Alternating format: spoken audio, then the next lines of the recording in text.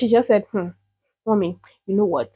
I know the person that you're going to marry, and this person is from your friend. It's either this person or this person or this person. And that was because she has.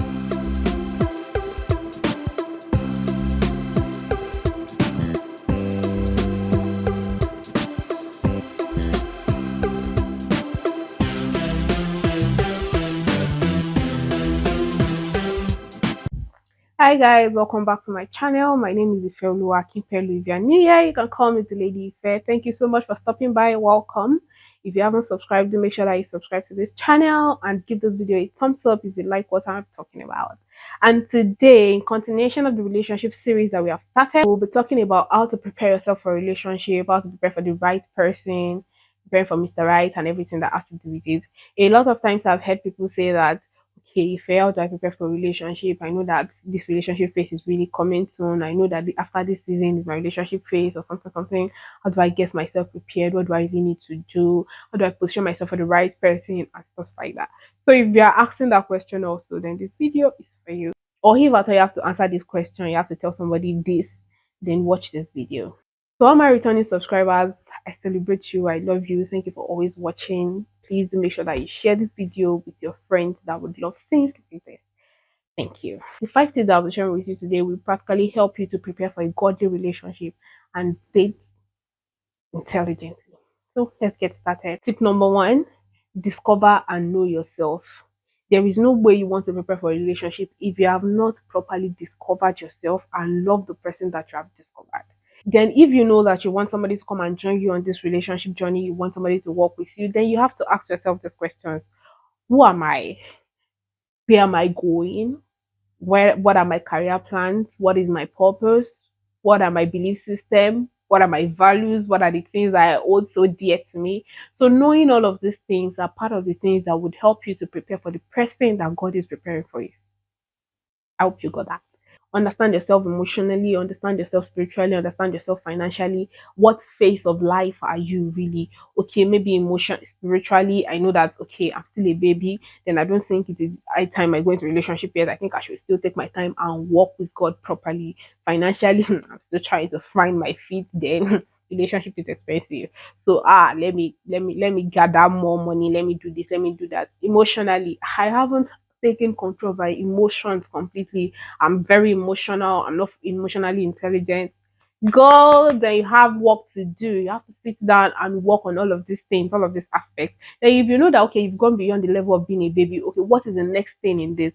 Okay, I'm no longer a baby spiritually. What is the next season that I'm supposed to go into financially? Okay, I'm already making some money. What are the things I really need to do? What how do I need to prepare for my purpose? How do I need to prepare for the career that I have ahead of me and stuff like that. So it is very important that you sit down and process all of these things, discover yourself, and after you have discovered yourself, you have to fall in love with the person that you have discovered. Okay, God has shown me that this is my purpose, this is the path I should walk in. Then you've got to love it. You've got to love it, defend it with your whole life, and start working with it even before Mr. Right comes. Discover yourself and love the person that you have discovered.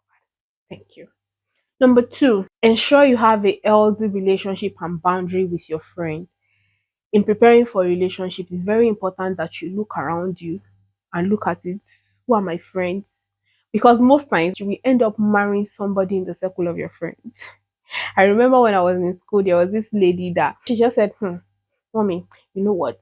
I know the person that you're going to marry, and this person is from your friend. It's either this person or this person or this person. And that was because she has observed before then. I wasn't even thinking about relationship. I wasn't thinking if it was gonna come or not. But she had observed, she saw that I had good relationship with all of these people.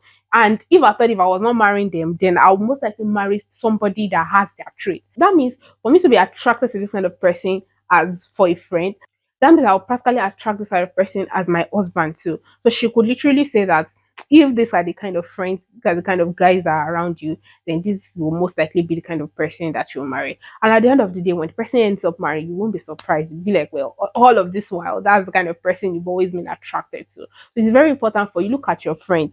If you have friends around you and all of your friends are people that you have never, that you're saying, God forbid I marry them, then I think you need to examine your friendship. Then maybe something is really wrong with you inside of you that really need to check and see that am I really doing things right? So very important that you make sure that you have healthy relationship around you. Then also make sure that you set healthy boundaries.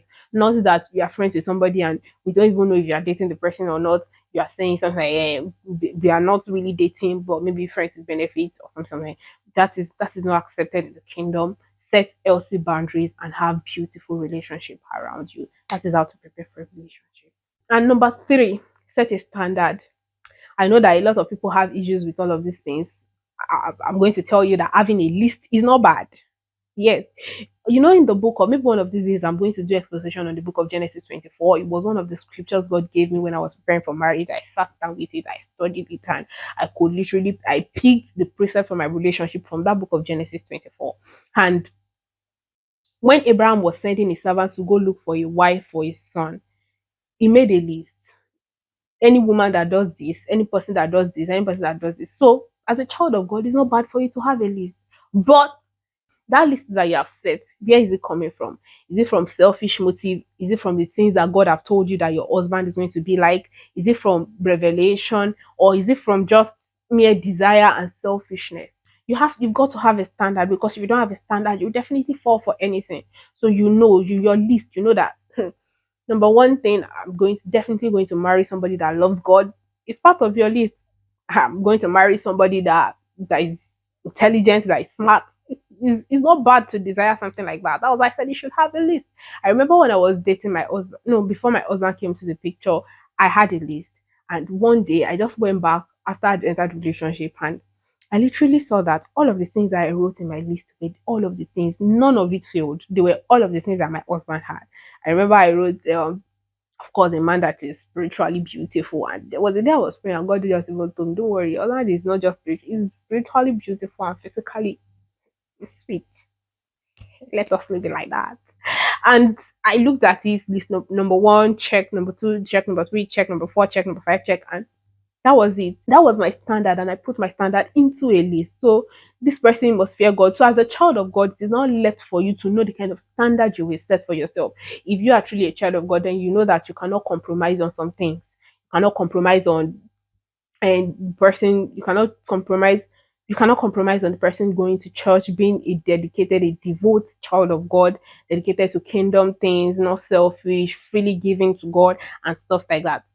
And every other thing that you feel like in alignment with my purpose, I just have to marry a man that will do this. For example, I know you've heard a number of times that men of God will say that they have to marry a woman that is accommodating. So it is part of their standards, it's part of the list, because in alignment to their purpose and in alignment to where God is taking them, if they marry a woman that is opposite to that, then that ministry is going to have an issue. That purpose is going to have K-leg. So it is very important for you to have a standard according to the will of God, according to your purpose, in alignment with what God wants you to do on earth, and stick with it. And another thing that I want you to do while setting the list is this: there are majors, there are minors. Do not major on the minor and do not minor on the major. What are the things that are very, very important for you? For example, okay, for me now, I had one of my major things was that okay, the guy was very spiritual. I wanted a reader, somebody that could read too. And they were major things for me. But what were the things that were not really major for me? Sorry, but I come from a kind of family that all of the guys in our house they are tall, dark, and handsome. So I kept on saying I must marry tall, dark, and handsome. Although it wasn't like the major thing, but it was minor. Of course, I know that as long as every other thing I like, then that minor part it doesn't really count. At the end of the day, my husband is not as tall as the kind of height we used to have in our family, but dark is handsome, is fine. It's tall, yes, it's tall. The tallest man. Do you know that? And that was just minor. My minor could be that I want somebody that is fat and my husband is slim. So it's minor as long as the major things are very, very dear, very, very important. So don't leave the major to focus on minor. Imagine now that I have everything major, and I said because my husband is not the height that I want, I'm going to forfeit all of the good things that he has and let go of the other parts. No. And also, it's also very important for you to know that even if you don't know what you want yet, have a list of what you don't want. Sometimes there are times that you really cannot say that this is what I want at the moment, especially in some aspect. Maybe you are indifferent or you are really not sure, then have a list of what you don't want. At least, even if I don't know what I want, I know that this is definitely not it. Ah, no, this person cannot pray. This is definitely not, this person is not caring. Ah, this is definitely not it. So that's about that. Number four way to prepare for a relationship is don't rush, don't settle.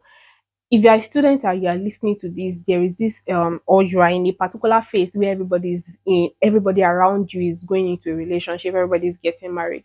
Do not compare other people's success to where you are. Don't rush, don't compare yourself. You know, the Bible even says that they that compare themselves with themselves are unwise. So please don't do that. Everybody's face is different, everybody's season is very different.